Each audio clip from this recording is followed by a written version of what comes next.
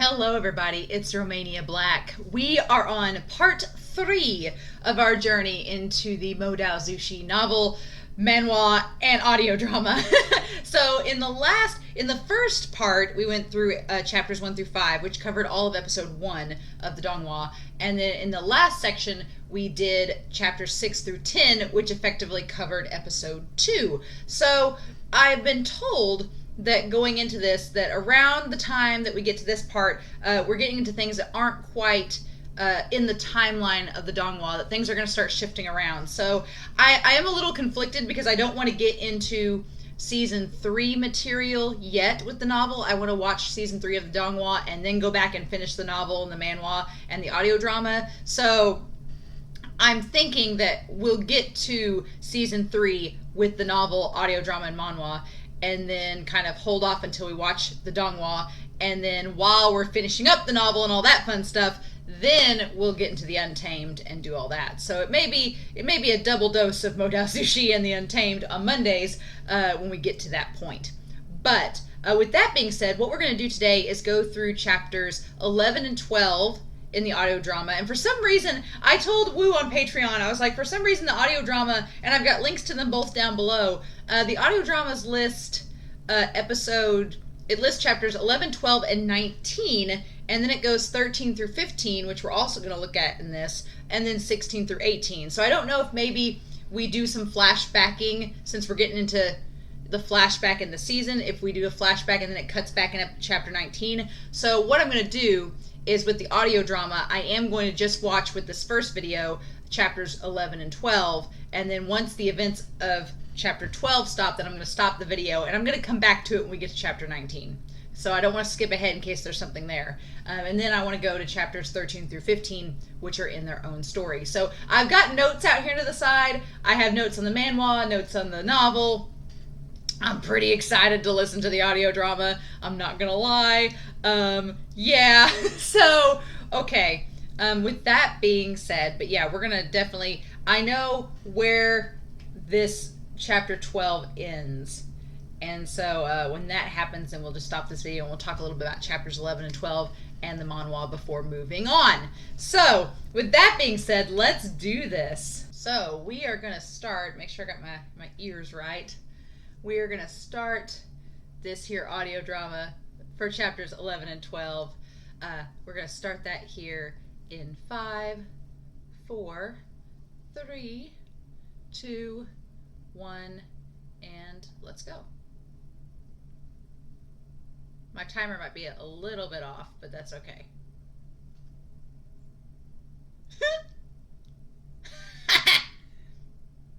I will not!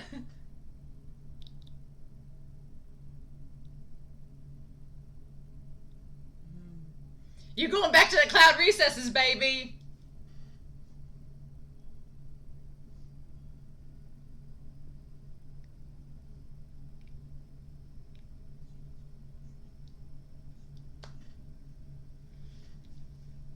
I'm so excited.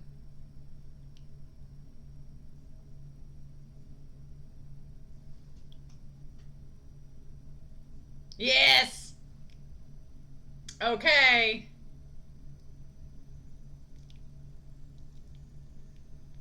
I love that it's the rabbits as the symbolic picture with the emperor smile. So he gets dragged back to the cloud recesses. Wangji ain't gonna let you go.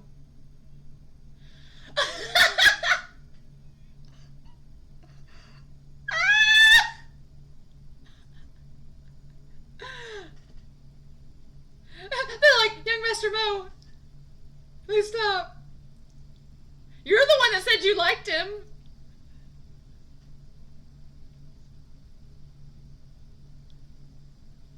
I love it. Oh my god.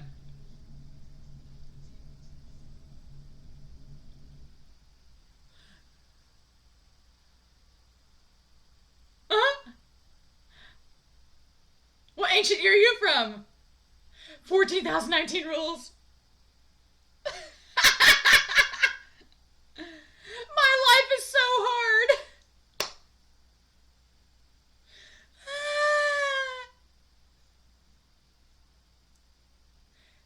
an attempt to discuss Wangji. No, no, honey.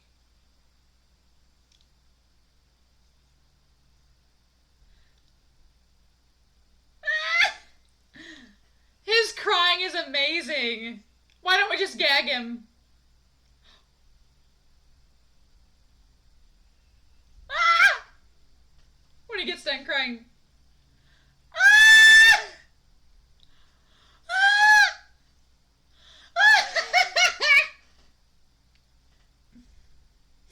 Young Master Mo. As much of a compliment as that is.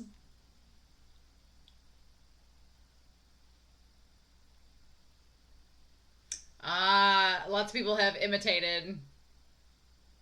We're gonna bring this up. Very cruel. Yeah.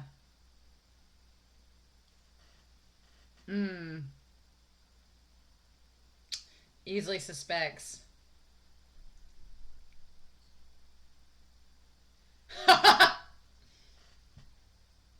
Well, you might not believe it, but I'm actually a pretty good flute player if I'm trying.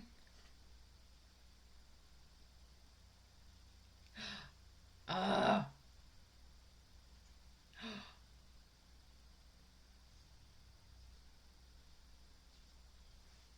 oh. He silenced him!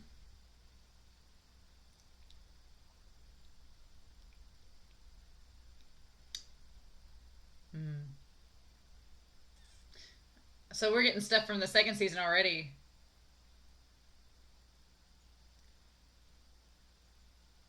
Ah.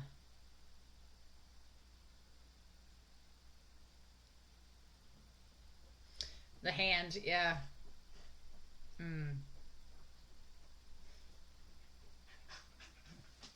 Yeah.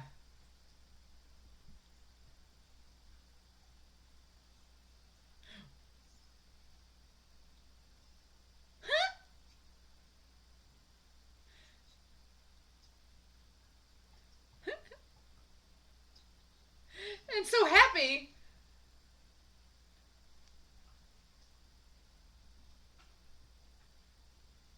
The way he says drag him in. The way he said Jingxi. Oh my god. Oh my god.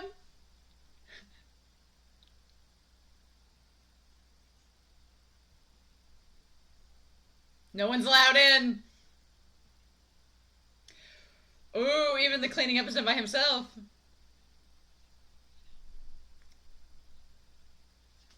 That's so troublesome. Just let me go!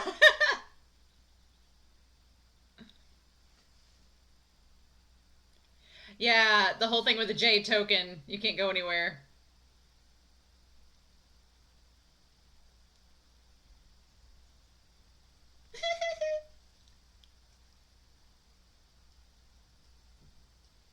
Oh my god. No. Uh-huh. Yeah, he wasn't conscious, so we're gonna talk about this. Yeah. I like that they're bringing up season 2 stuff, like, just casually in the conversation here. Sandalwood. Mm-hmm.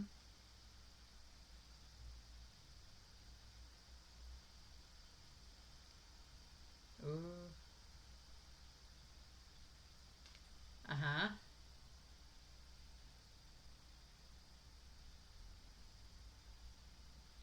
Oh. How many times did you punish me for having alcohol? Now you have it.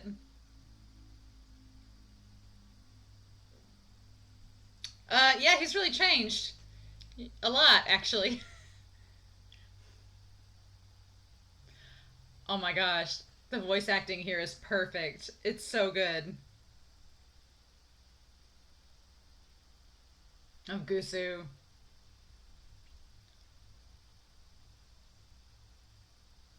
Oh. And that's how they do the cold spring. Oh. So if you just sneak off to the cold spring and grab a token out of somebody's clothes, nobody'll know. Right? Yep. I like that this novel explains this so much more than the actual second season did. And we're cutting the second season stuff in this scene. So good.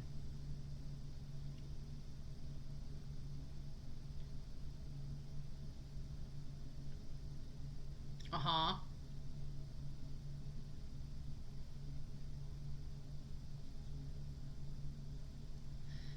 It's not my intention to see you taking a bath. Oh.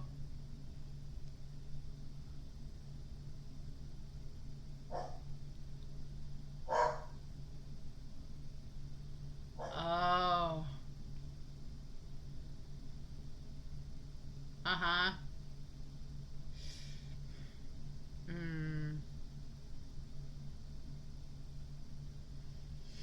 Ooh! It's me, have mercy!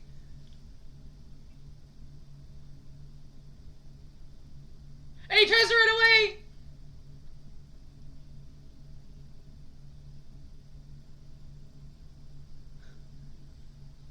Why are you running? Running's prohibited!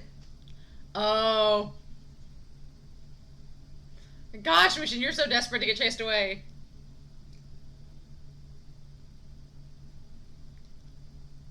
Is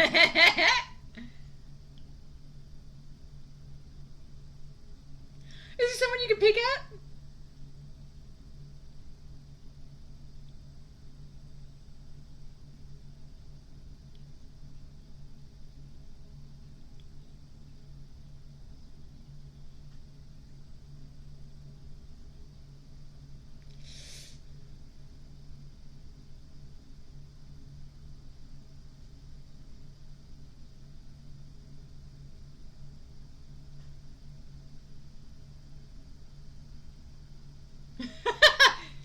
He peeked at you. Oh.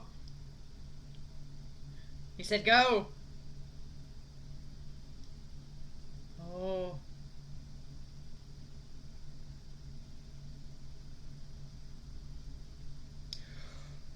He just grabs him. Let me down. Ooh.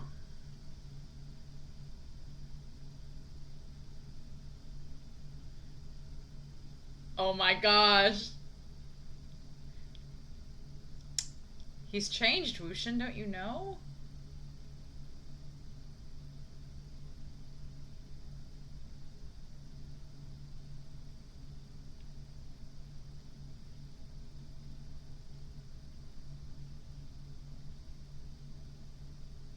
You're really not gentle. Oh.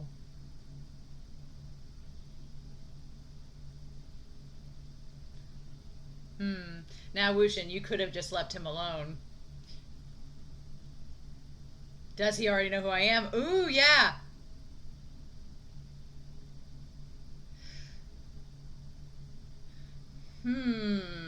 You would think, based on what you think about him, but...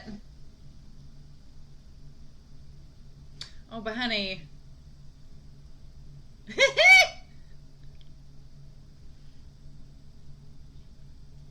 Yeah, that sear. That brand.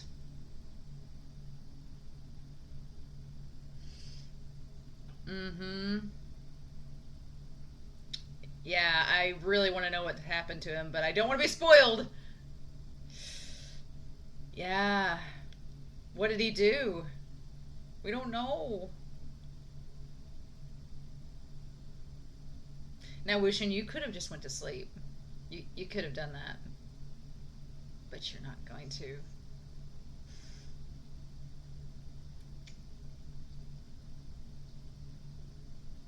Well...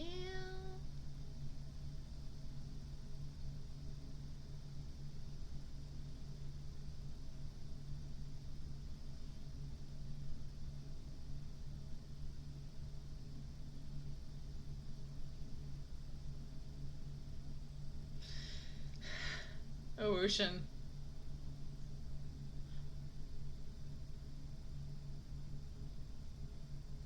I'll just throw myself on him. That solves everything.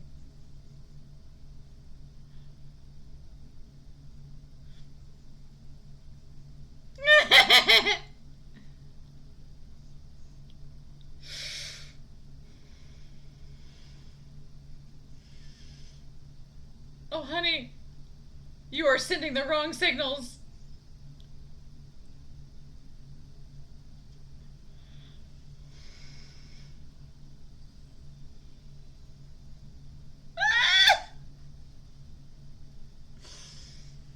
Okay, is that all? Ooh, oh my gosh, I'm sorry, but hearing Wangji's voice actor whispering that to Wuxian at the very end there, it's so good. It's so good. So this first part was chapter 11 and 12 in the novel, and chapters 26 through 30 in the manhwa. And so I really like that we get some exposition here going into this right before we get to the flashback that happens in season 1. But we also get a lot of setup for season 2 in this section here, which is really interesting, especially after you watch the Donghua and you realize that things are a little bit out of order. I like this a lot, actually. I mean, I like in the Donghua, the flashback is fine too. They're both at good places. The main thing that changes is us getting the whole thing with the discipline whip and the scar, and then of course Wangji making Wuxian sleep on top of him, but we'll get to that. So going through my notes here, I'm sorry, but hearing this in the audio drama, it was hilarious in the novel and the manhwa, seeing Wuxian like cry and be like, I don't want to go here, and trying to play Mojang Yu. But in the audio drama, oh my god, it's so much better. Like it's his voice actor does that so perfectly. I absolutely love him just screaming and carrying on, and the others are like, the cultivators are like, what do we do? And Wanji's like, let him cry, drag him here. But yeah, I love that it specifies that he was there for 3 months when he was 15, and there were 3,000 rules, and now there's 4,019. It's like, oh my god, I love how many they've added 1,019 more rules. I like that Jingxi and them say, you know, Chang, we did this for your own good, because Chang is known for taking prisoners to the Lotus Pier and them not coming out or not coming back. So Chang has a cruel streak when he thinks somebody's doing demonic cultivation, and he wants to stop anybody that's doing anything related to the Yiling Patriarch, which is interesting. But again, this series is known for having really unreliable narrators, so it's a question of, is Chang really being that cruel, or is that just the hearsay? So I'm going to leave that there for now. And I love that despite everything, despite trying to keep his presence in Mojang Yu a secret, Wuxian just can't help being a little egotistical when he's like, well, actually, I'm a pretty good flute player. I was just, off that day. It's like, Wuxian, you're trying to deliberately be bad. And so, I don't think we got this in the Donghua, but when Wuxian when he sees Shishin, he's like, oh, I'll just talk smack around him and then I'll get sent away. And before he can do that, Wanji just shuts him up. It's like Wanji knew what was going to happen, and he's like, nope, not letting you talk. And then Shishin, of course, is like, oh, don't do that. It's like, I laughed in the novel reading that. I was like, of course Wanji's like not going to mess this up. I do like that we get good setup for season 2 in the Donghua. We get set up for the meeting of Jishin and Yao here in this chapter. In chapter 11, we get some setup where he's like, oh, I'm off to go meet Yao. And they establish that Yao is the only illegitimate son that Daddy Jin favored. That old Daddy Jin, he liked Zishuan, but Yao is the only illegitimate son that he was okay with because of his talents. So I really like that we're getting little sprinklings about Yao and sprinklings about the plot that took place in season 2. I like that we're getting that, just inklings of that here, right before we do a flashback. I'm like, that's pretty cool. So yeah, here, and then they didn't do this in the audio drama, but I had to pick it up. I had to mention it, that Wuxian, when Zishin's like, he's like, oh wow, brother, you're in really good spirits about your guest. And Wuxian's like, good spirits? How do you know? He looks exactly the same. It's like, a brother knows. A brother knows. I find it interesting, in the novel, they point out that he's got the sandalwood burning in the incense burner, and right by the incense burner is the plank in the floor that is oddly colored and very noticeable, and that's where the Emperor's smile is. And so I almost wonder if Wangji intentionally put Wuxian in his bedroom to have him find the Emperor's smile, if he wanted to like give clues to Wuxian, like, hey, I know, or hey, I've changed. Like, I wonder if there's something like that, or if it was just Wuxian just noticing it. In the novel, he drinks 2 jars. He drinks a jar of the Emperor's Smile, and then he's like, actually, Wangji owes me another jar, so he drinks a second jar. And while he's a little bit tipsy in the novel, he decides, oh yeah, the cold springs. I remember those. I bet someone is over there bathing, and I'll just steal their jade token, because it's established in the novel that you can't sneak around the grounds without a jade token. Otherwise, there's a barrier that will keep you from traveling anywhere. And so I like that obviously in the audio drama they had to make it to where he overheard somebody, and that was the impetus to go. But in the novel, he gets tipsy and he's like, let's go steal a jade token. Like any drunk plans. I'm going to go to the cold spring where there's only men bathing, and so it's not inappropriate, and steal a jade token. So there's a really interesting thing about the novel, because in the last section I noted that Wuxian is very much like, everybody's like, well, Wuxian wouldn't have inhabited Mo Jianyu's body. He's not attracted to men. What? No. And the novel at first makes it seem like Wuxian is not attracted to men. But something I've noticed in this novel, and it's not very subtle, it's kind of is, but kind of isn't. If you know what to expect, it's not subtle. But I guess if you were reading this for the first time, it would kind of just slowly dawn on you. But there's several notes that Wuxian makes mentally, several mental notes that he makes, that, and especially when we get into the flashback, we'll talk about that in chapters 13 through 15, but there's several notes that he makes where he just makes little off comments, and at first you're like, why are you saying that? And then it's like, oh, Wuxian, wait, are you attracted to guys? Because he makes a comment of, I put my notes here, Wuxian, quote unquote, clearly not attracted to men, sees Wangji in the cold spring, and he doesn't know it's Wangji at first, but he makes note that it's a beautiful man, a slender, beautiful man. And that's when he sees the 30 whip scars. And it's noted in the novel that Chang has the disciplinary whip scars as well. He only has a couple, he doesn't have 30, but it's noted that once you get whipped by the discipline whip, those scars don't fade ever. They're there with you for life. And so he's like, Chang has a few of them, and he tried to scrub them away and they won't go away, but this man has 30, so what horrible thing that happened that he'd have 30 whip scars? I know they're probably eventually going to tell us, so don't spoil me, but I find it fascinating. And then obviously the seer, the branding of the Wen symbol, that's the exact same that Wuxian has, or had when he was the Yiling Patriarch, is on Wangji as well. So I'm so curious. I'm super curious, y'all. But don't spoil me on that. But I like that he runs away and tries to get kicked out again by saying he peeped on Wangji, and the others try to tell Wangji, they're like, should we kick him out? And then Wanji's like, nope, drag him back to the bedroom. And it's established in the novel that when Wuxian was the Yiling Patriarch, he was 186 centimeters, and Wangji is 188 centimeters, so they're very close in height. But now, in Mo Jianyu's body, he's only 180 centimeters. So there's like a 6 centimeter difference, there's an 8 centimeter difference between them, which is a pretty good height difference. And his body is different, so it's very, very interesting. I do want to note old Wangji in his beautiful robes here. The Manhua does a beautiful job of him in that. And then, of course, I like in the Manhua where Wuxian's just sitting there peeking through his fingers like, kick me out, kick me out, kick me out, kick me out. And from Wangji's expression, you can just see he's like, nuh-uh, you ain't going nowhere. And nowhere. And so I like the line in the novel that says Wuxian would love to be thrown off a mountain, but he wouldn't want to be silenced.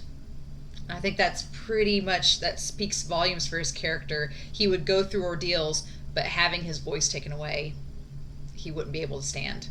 So he goes inside the room with Wangji and does his best not to. He's like, please don't silence me, I'll be quiet. And that's when he notices, as I have here, Wangji with the robe on and his forehead ribbon's off in the Manhua, but he has the scar visible, and then Wuxian notices it, and Wangji covers it back up in the novel. And there's also a noticeable line in here where as Wuxian he glances at Wangji in his thin clothing clinging to his body. It's like, okay, Wuxian, you're glancing at Wangji in his thin robes. Come on, bud. You can just tell us. It's okay. It's all right. We won't judge you at all. And then, yeah, why he decided, it's like he decides that he's going to go and try to get the jade token from Wangji while he's asleep. And as he's rummaging through his stuff, he realizes that Wangji is not asleep. And so WuXian makes the conscious decision to jump on Wangji. And it makes sense why he decides to do it. He's like, oh, Wangji hates physical contact. But this whole time, WuXian has been noting that Wangji's not the same person he was back then. So this is like his last-ditch effort to try to connect to the old Wangji that is no more. Because Wangji's had 13 years to pine for you, buddy.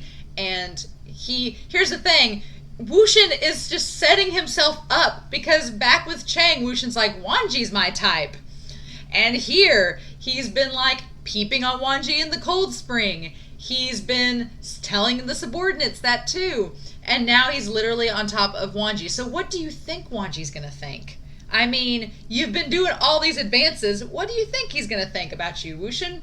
And I love that he thinks he's going to get kicked out. And Wangji's like, get off of me. What are you doing? And WuXian's like, no, you let me sleep here. And when he says you should have known something like this would happen, I'm like, WuXian, you've dug your own grave, honey. Wangji, our gay boy, is going to be like, oh, okay. And so then he uses... And I like that Wangji, in the novel and in the manhwa, asks WuXian. He's like, okay, is this what you want? And it's like asking for consent. Like, do you want to sleep with me? And WuXian doesn't really answer. He's like thinking about it. He's like, I should probably think about this answer before I give it to him. And while he's thinking about it, he's taking a long time. And Wangji says, then let's stay like this for the whole night. And he basically presses WuXian up against him, and WuXian can't move. And WuXian's like, what happened to this man? He's not the same he was before. Is he possessed? And, oh my god, I have to say, the manhwa doing the Lord's work with these panels. The panel of... For a second, Wangji sits up, and WuXian's like, okay, he's going to get me off of it. He's going to get off of me. And then he just blows out the candle. And then he slowly puts the cover over the two of them. And it's so sad in a way, because you know that Wangji has waited for WuXian to come back for 13 years. And now he's found him again. And it's obvious Wangji knows that it's him. He's found him again in this other body. And like all Wangji wanted to do was hold WuXian close to him. He's like, I haven't had you for 13 years. I just want to hold you. And I don't think he can... I think Wangji knows that it's WuXian, but he doesn't want to let WuXian know that he knows. So this is like his way of doing things. And WuXian's just like, what do I do? And it's like, you're just stuck there. You are stuck with him, sir. It's so good. But yeah, the sleep scene, man, if we'd had that in the Donghua, I think I would have flipped out. I would have literally flipped out. It's not sexual in any way, but it's so endearing, because it's like Wangji has waited to see you all this time, and he just wants you to sleep on him. It's like, I can't novel, I can't. So yeah, but we do need to talk about chapters 13 through 15 in this video. Alright, and we are going to start chapters 13 through 15 here in 5, 4, 3, 2, 1, and let's go.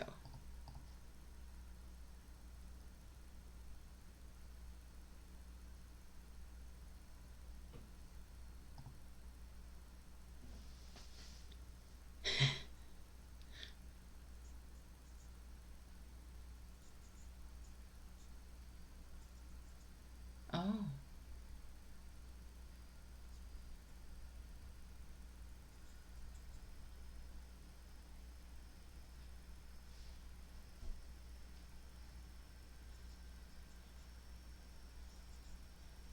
Ah. He's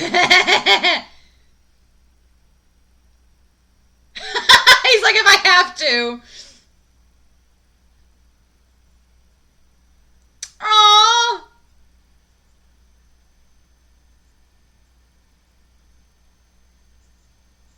Yes.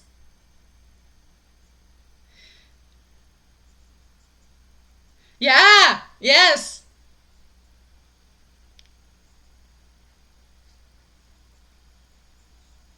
You did fight because of it. Yeah, Wangji's not afraid of physical contact and hoarding away this Emperor smile now. Ugh.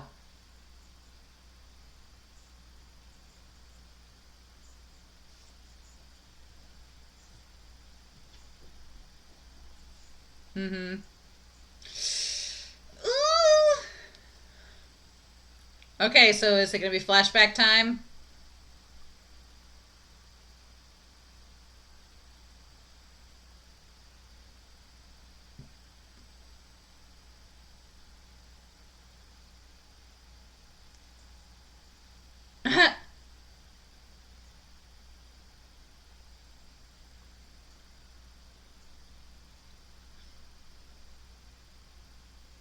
I love that little.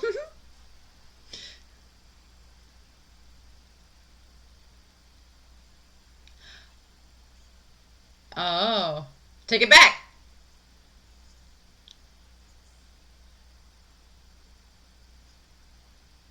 Ooh. Ooh.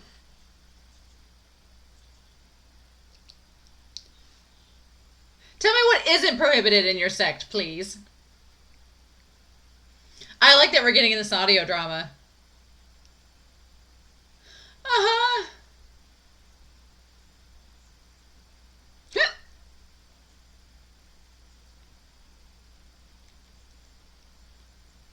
Eh. To sneer for no reason. Ah! And we're going back to Pronunciation Q where he talks about the rules. Oh, don't you dare.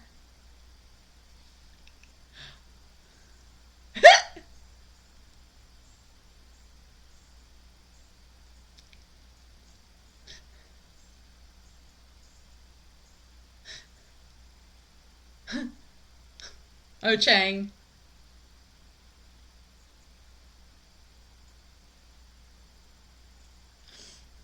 I'm not telling you.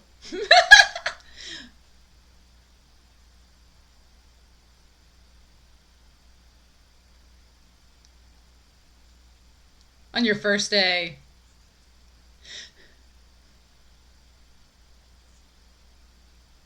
Hmm.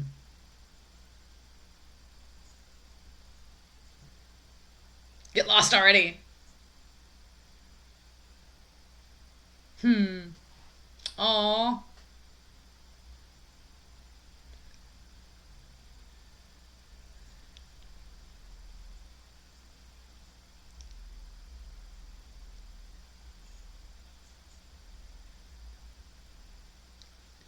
I love this. Chang, you're such a... so stuck up.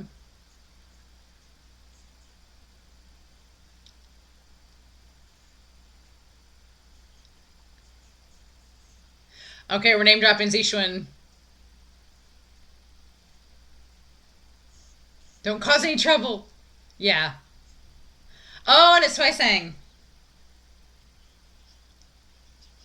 Mmm.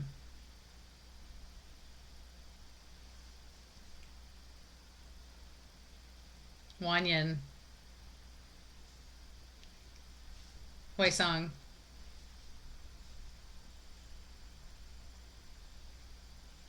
Oh.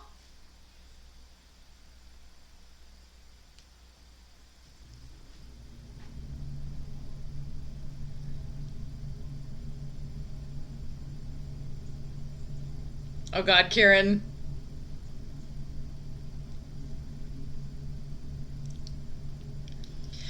I like that they established that he is actually pretty young, but because of his like stubborn teacherly nature, he seems older than he actually is. The novel specifically says it's not the goatee that makes him older, it's his attitude. And I'm like, that's amazing.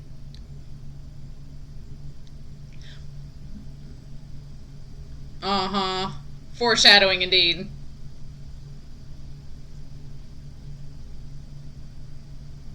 How you make it fun.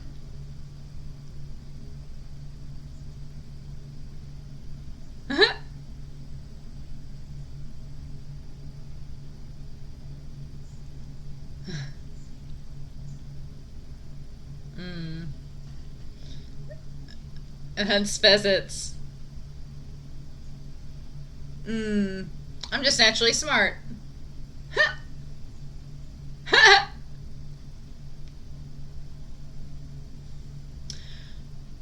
Hmm.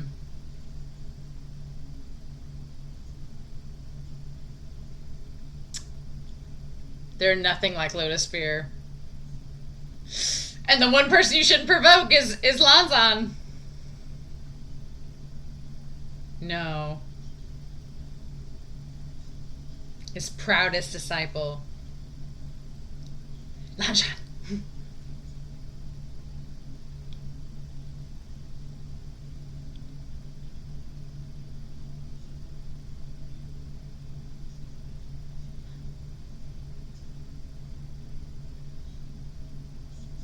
The quite handsome one! Yes! Is there anyone ugly in the sect?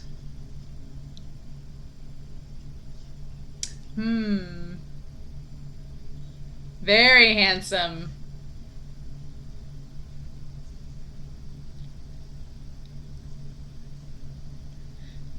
Yep, that's him! He looks like he's mourning.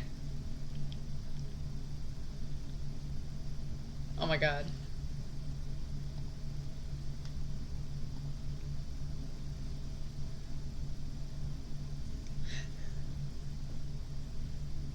Yeah, I was bringing back some booze and bumped into him and fought with him. I have mad respect for you.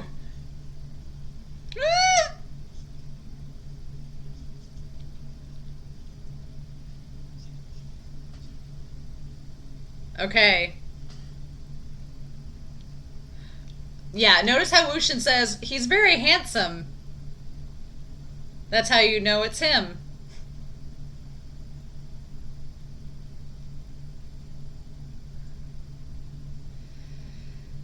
Oh my god. The worst teacher. It's like a Jedi temple.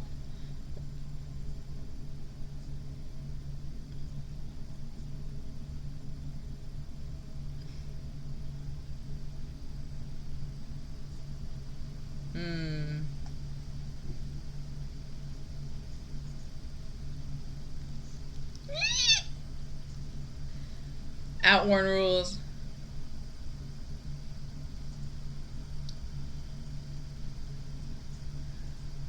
Shut up.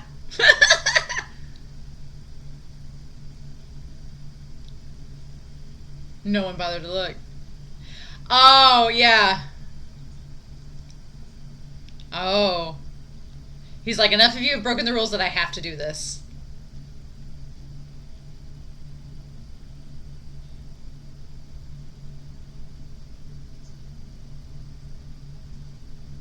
What are now demons, ghosts, and monsters?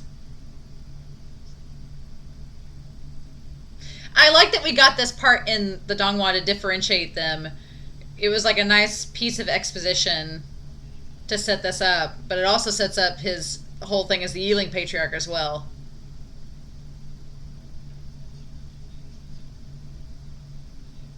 He was the butcher.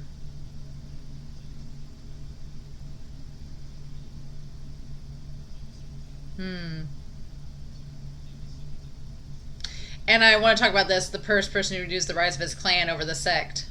The Winds.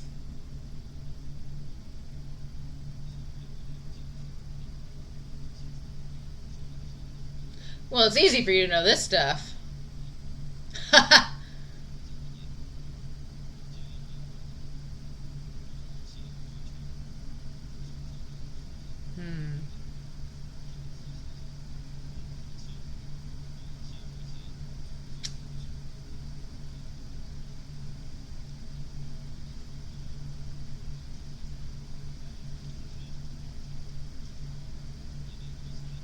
Ooh, do not open your books. Wangji, tell them how it's done.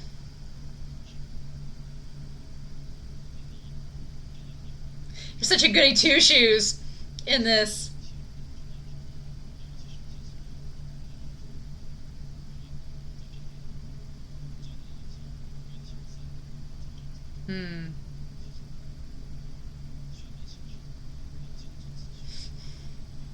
It's so weird to see how much he's changed from this to the present time.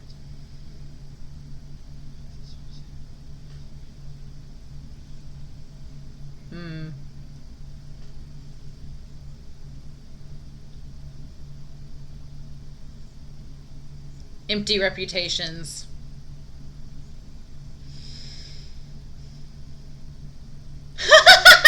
He's talking about me! Well! In front of his good student.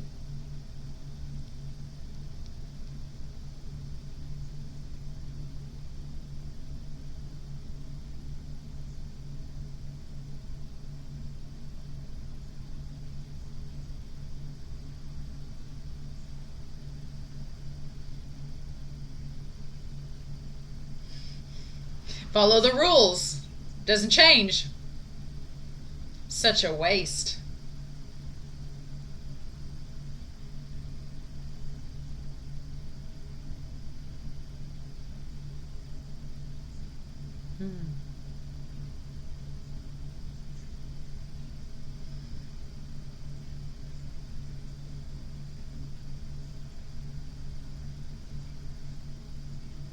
Uh-huh.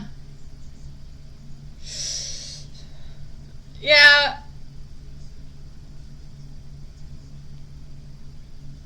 Uh-huh.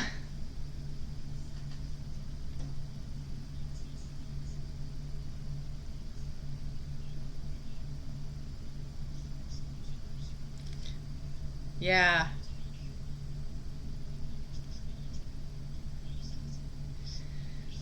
So he changed his methods. Mm-hmm. I threw the book at him. Energy's energy, so why don't we try to harness it?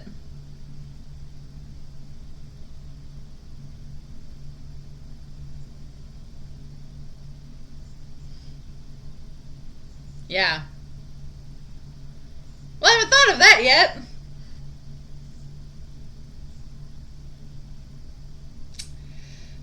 Funny. And he took him seriously and left. He's so fun.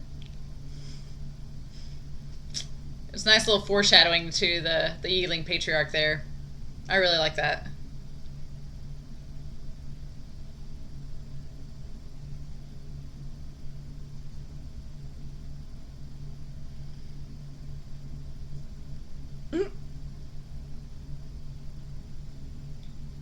I have so much respect for you.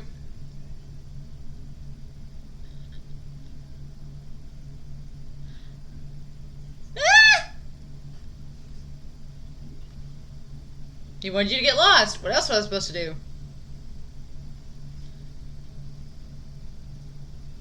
do?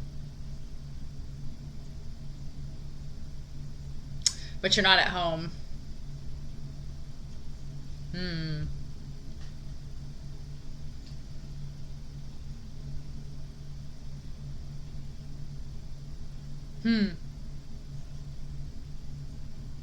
Yeah, we need to talk about this. We need to talk about this.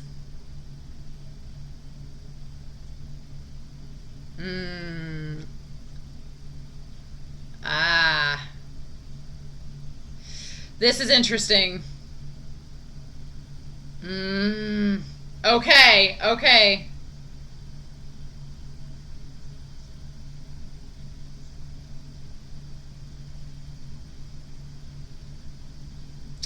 To walk a lonely, dark bridge instead of a broad, bright path.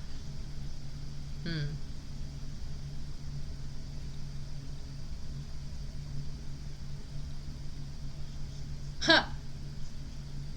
Oh.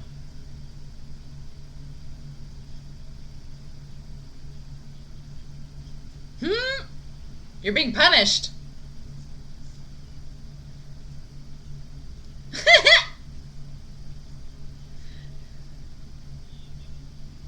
Oh.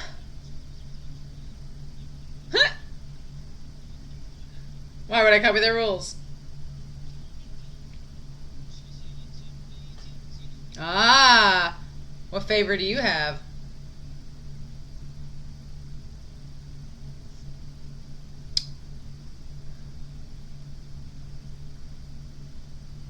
Oh. He didn't get to say. Ooh.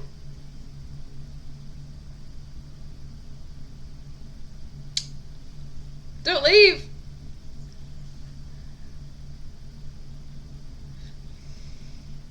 like he hates you.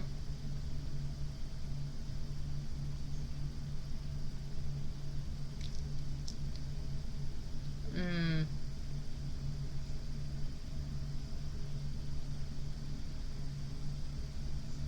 Hmm.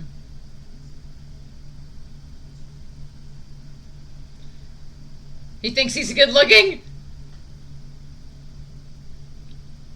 Yes! He says it again. Hmm.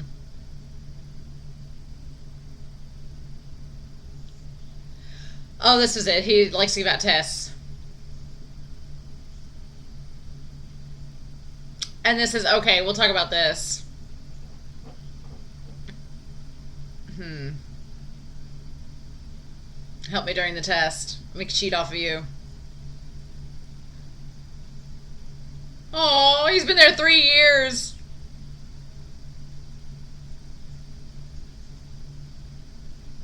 Hmm.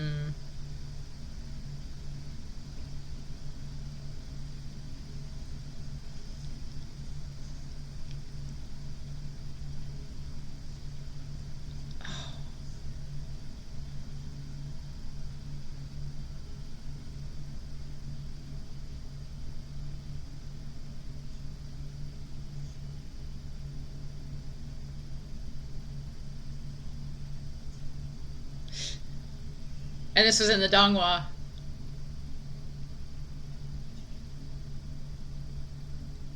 And Wangji caught it.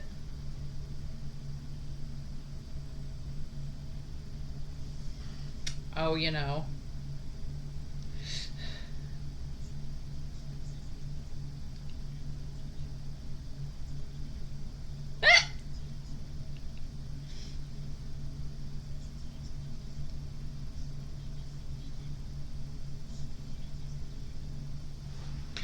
Oh my gosh. And you're gonna stay and watch him.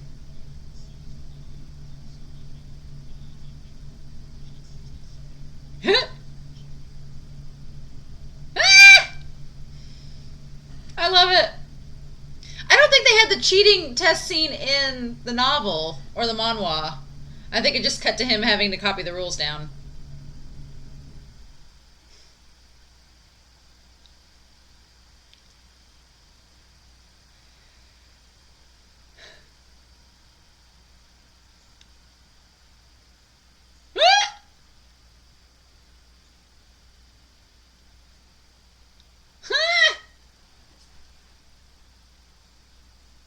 See? Again. Till attitude, you can't find any flaws. Hmm.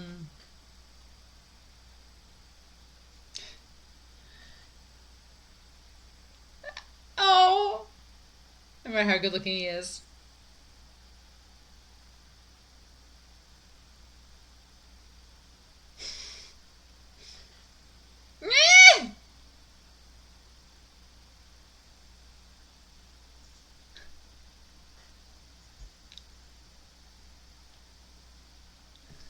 Wangji.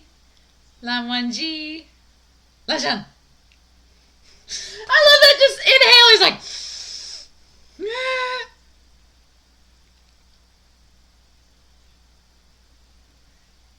You can call me by my birth name too. Sit properly. He doesn't say no.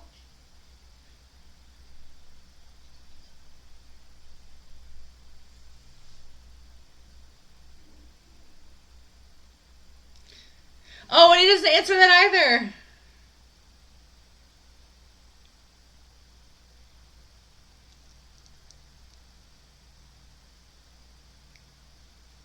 Oh.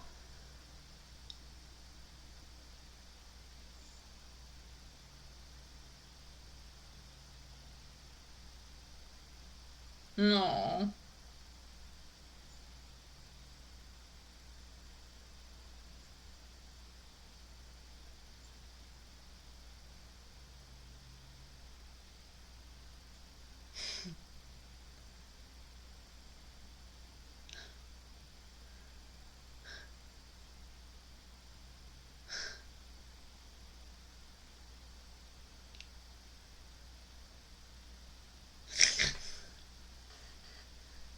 I was wrong. You're not sorry at all.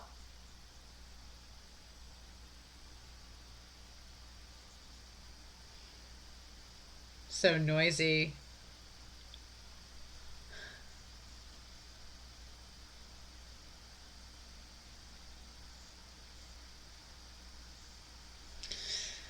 Oh my gosh.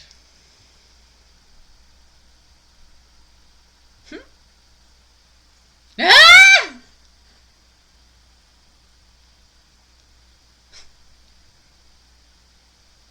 I love his sighing, like.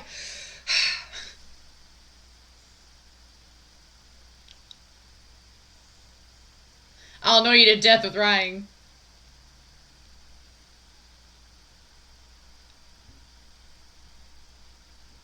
Oh my gosh.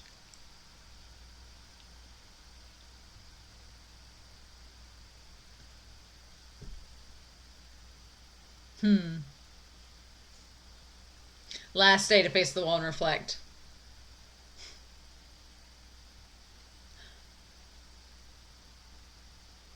Why would you draw me?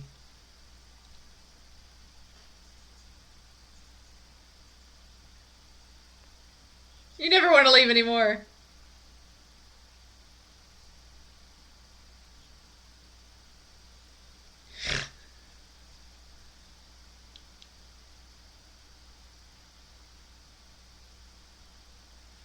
Oh my gosh. You want to say pathetic, I knew it. Extremely pathetic.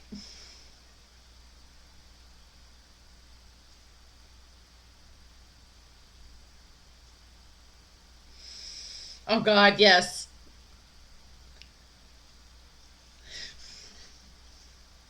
That gasp.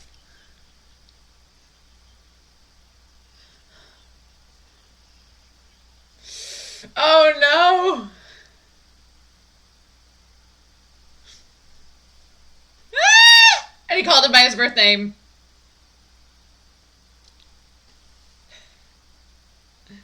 I'm a man.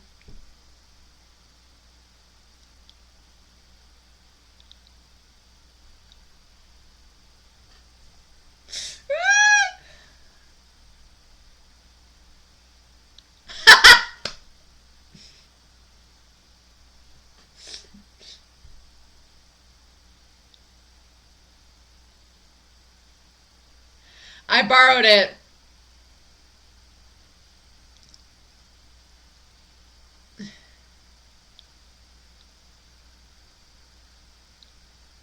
They'll know that you read it.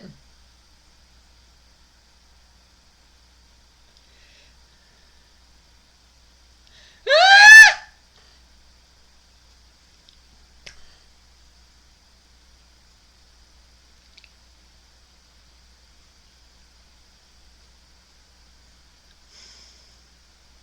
Ooh.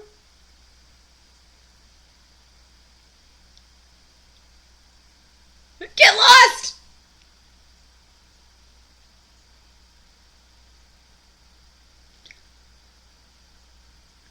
Oh my god, all this throwing back at him.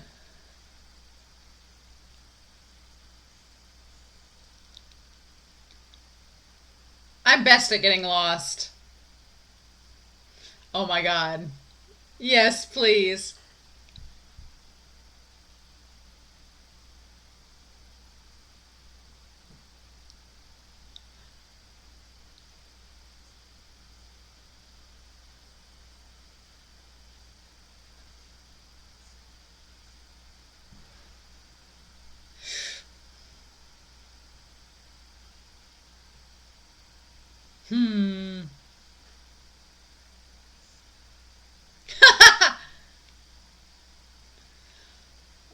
His first.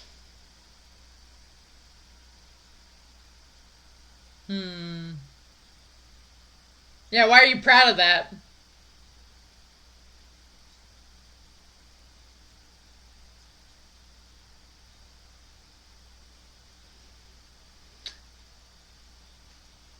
And it was Sui Sang's book.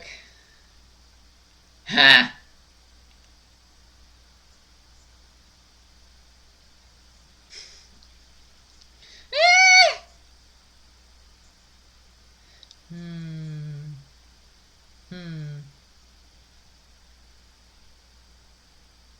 Oh my gosh.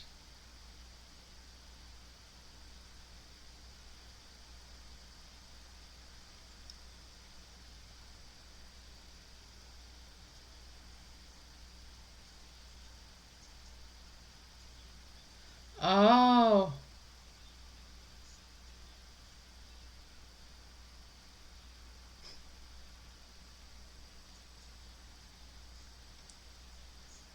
I'll just live freely as long as I want as possible. Hmm.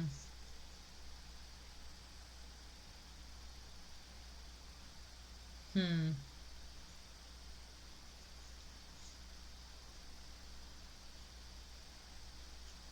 Uh,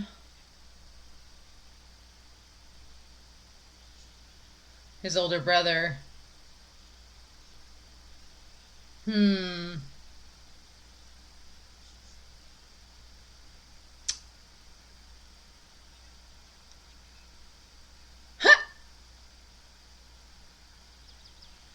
And Zishan.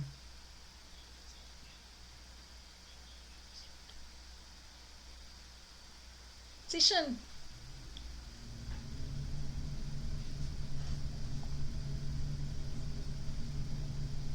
Hmm. Generally speaking, it's okay. Oh, the water ghouls. And this is how we tie to that. Hmm.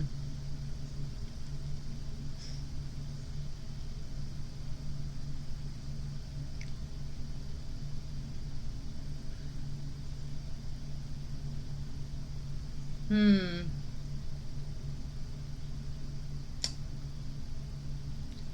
Wangji's like, no, but Zisha says yes. Wingman Zishan! Wingman Zishan! Yes!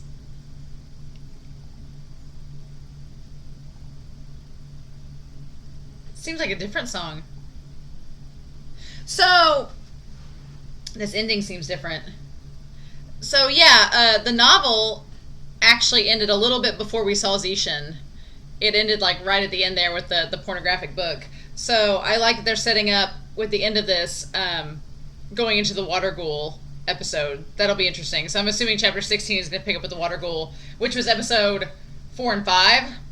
4 maybe? Yeah, 4 and 5. So awesome. But we're getting yeah, we're getting into a little bit with Hui saying here that I want to talk about. That's kind of interesting in comparison to after having watched season 2. That's very interesting. And this ED seems different. This outro seems different. Like it's more upbeat and fast.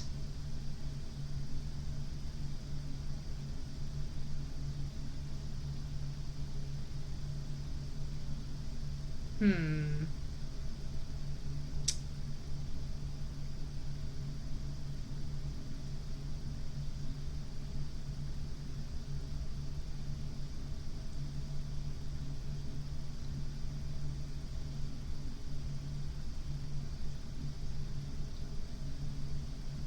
Oh! Oh, we're getting Zichuan too! Ooh! Yes, please! Ooh! Oh, this is so good. This was wonderful. So with chapters 13 through 15, we basically got the events of episode 3 leading into episode 4 of the Donghua. But there's a couple things I noticed in this chapter that I do want to point out, and then point to some things with the Manhua.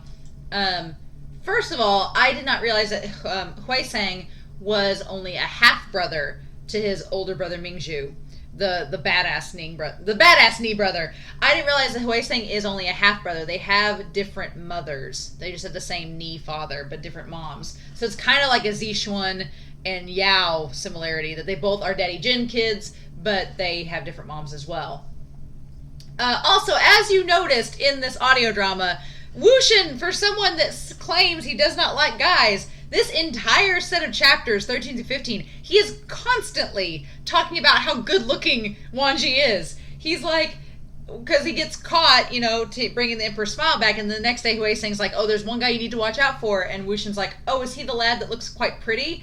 And Hui Seng's like, oh, what do you mean? He's like, oh, well, he's very pretty. He's handsome, but he looks like he's in mourning. And he's like, that's the one. And I like that Chang and Hui Seng say there are no ugly people in Gusu. So you got to be more specific. But yeah, they also talk about with the clans that the Wen clan is the first to promote the idea of the clan over the sect. That they're the first to kind of promote their own kind, their own flesh and blood over that of the other people. And that's kind of the template for the Wens, is that they promote their family over the citizens themselves, which is interesting. They're very selective, right? Which kind of makes it easier later on for Chang and the others to just lump them all together, because that's kind of how their whole cultivation clan has functioned. It's functioned as a clan. They're all related, and this is just, we're all related, we're all family, this is how it works. So it's easy to lump them all together and to not exclude anyone, because they've kind of branded themselves as that. Like, we're the family. We're all together in this. I do like that WuXian, as we go back, like, I haven't rewatched episode 4, but WuXian saying, like, I haven't figured... I like the novel and the audio drama and the Manhua's explanation of resentful energy and this whole thing with it a lot better than the translation of the Donghua. Like, it was a much easier to understand this time, and WuXian's just trying to find a way to harness the resentful energy, and Kieran's like, well, no one's done that yet, and WuXian's like, well, not yet, but I'm going to try, and then Kieran's like, no. Also, the idea of the golden core was a lot better explained, I felt, in the novel, and this is where it gets interesting. Hui Seng, you just became 20 times more suspicious to me after reading these 3 chapters, because Hui Seng goes out of his way to say, like, he's like, oh, well, golden cores take a long time to cultivate, and they take all this time and effort and talent, and resentful energy doesn't. And Hui Seng seems super interested in this. And we've established that Hui Seng is not the smartest of the group. Like, he struggles with testing, and he's not the brightest crayon in the box. And his brother chastises him about it. And so he's like, man, it would be so easy if we could just harness that resentful energy. And I'm like, this is setting up some major red flags for season 2, because we know Hui Seng is suspicious. And I'm like, this flashback just made you 100 times more suspicious. Because I'm like, wait, you're talking about using resentful energy and how great that'd be? Funny that. As we look into the events of season 2. So yeah, this whole chapter in Hui Seng, he just got a bit more suspicious to me. Even if he's not directly behind something, I can definitely see how he would be interested in helping someone who was, because he wants in on the pie, right? Again, WuXian, when he sees Wangji out and about, he realizes that he's pretty and quote unquote gravitates towards him. In the room with the table, he realizes he's pretty and leans over, like, to get nearer to him. And it says he can't help but lean forward around Wangji, and it's like, WuXian, you are attracted to Wangji, dude. You just haven't realized it. And then I like I mentioned it in the reaction, but I liked Hui Seng. He was talking about having trouble with test taking. And he's like, no, he's like, we have to memorize all these clans and stuff. He's like, I can't memorize my own family, let alone someone else's. And I remember reading that in the novel, and I laughed really hard, because I was like, I totally understand. Like, it's hard enough to remember your own family, especially if you have a big family, and trying to remember everybody else's, like, what? Like, that was really funny. But in that scene, I love the last chapter, chapter 15, where WuXian and Wangji are together, and Wangji's just like poking him. Just WuXian's poking Wangji just to see how much he can take, and then being like, he calls him, Lanzan, and then he's like, oh, well, if you're offended, you can call me by my first name too. Like, we can be on a first name basis. And it's like, And Wangji's so you can't read him. He's just like, And I like that the Manhua does a really good job at portraying Wangji's expressions, and just how much he's like, oh my god, like, why? Like, his expressions with WuXian are just wonderful. But yeah, I do like in the novel, they don't say it here in the audio drama, but in the novel, WuXian's trying to defend himself, and Wangji's like, you should have read all the rules, and WuXian's like, well, at the Lotus Pier, all of our rules are verbal, we don't have them written down, which I thought was pretty interesting. I don't know if he's being truthful there entirely, but I like the idea of a culture being audio and oral tradition based, like the Lotus Pier by talks, and that's how we, establish rules. Whereas with Gusu, there's lots of writing and text being kept and records and things like that. Like Wangji in the room, his whole job is rewriting these texts and transcribing them. And so Gusu and the Lan clan they're very dedicated towards this written accounts, whereas WuXian says that the Jiang family are more like our word is our bond, like it's more of an oral tradition. So I think that's really cool. And then I love the book swapping with the pornographic book and Wangji being like, "Who are you?" And he's like, "I'm a man." It's like, and then in the novel, I loved this. Wuxin says that it's revealed Lanzan's weakness is he doesn't know how to argue. He doesn't know how to argue back, and that makes so much sense because Lanzan, Wangji doesn't really get into big arguments. He just states facts, and then he's an action man. Wangji isn't. Let's take action man. He's not a talker like Wuxin is. He's a doer.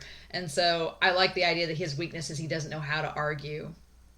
And then, of course, Wuxin borrowed the book from Huiseng, the pornographic book. So Huiseng is not so innocent as he seems. He's got these he says, "I got more where that came from." He's got these pornographic books. He doesn't know how to study for tests. He's just, and he's looking at resentful energy like it's an easy way out. So he's a little less innocent than he appears, which I find interesting. But yeah, there was one sad line towards the end, and that was Wuxin saying, "Getting lost is my specialty." It's like, oh, he kind of does throughout this series. And it's meant to be a joke in the moment in the novel, but in hindsight, it's kind of like a big context, and it's kind of sad that Wuxin does get lost frequently in the series. And, Wangji's right now the one that has to find him. So it's like, But I like that we're getting into the flashback. We're getting into the water ghoul next episode, so that should be a lot of fun. I'm very curious. I know some of you have said like the Loquats episode of Modao Zushi Q was kind of based off parts of the novel and things like that. So I'm really curious what we'll get with that wasn't in the novel. The sleep scene. And anytime, just basically, I may just simp for Wangji this whole series because his voice actor, just the whispering and this quiet voice, and him just staring Wuxin down, it's really good. So I hope y'all enjoyed this segment of the audio drama, novel, and Manhua. And then I'm excited to know your thoughts down below. Please no spoilers, but next week we'll look through chapters 16 through 19 next week. I think we'll go back to that video to do chapter 19, and we'll do chapters 16 through 19. So with that being said, we're getting closer to season 3, y'all. Closer to season 3. But with that being said, I hope y'all have a wonderful week. Please stay safe, take care, and I'll talk to y'all again next week with more Modao Zushi. Bye.